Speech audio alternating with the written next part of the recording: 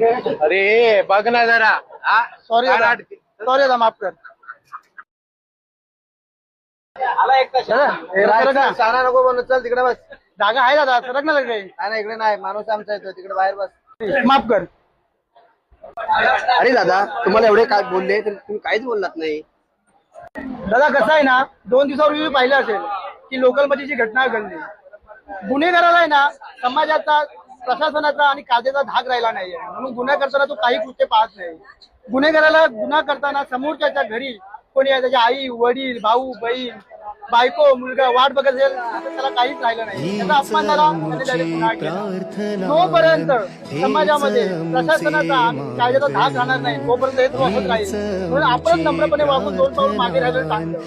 जोपर्यंत ह्या राज्यात छत्रपती शासन लागत नाही तोपर्यंत हे असं घडत राहील. ज्या दिवशी छत्रपती शासन जाईल ना तेव्हा आपण परत लुटू आणि अन्यायाविरुद्ध लढू. आणि आता सध्याच्या घडीला आपण मागे राहिले चांगलं. रामकृष्ण.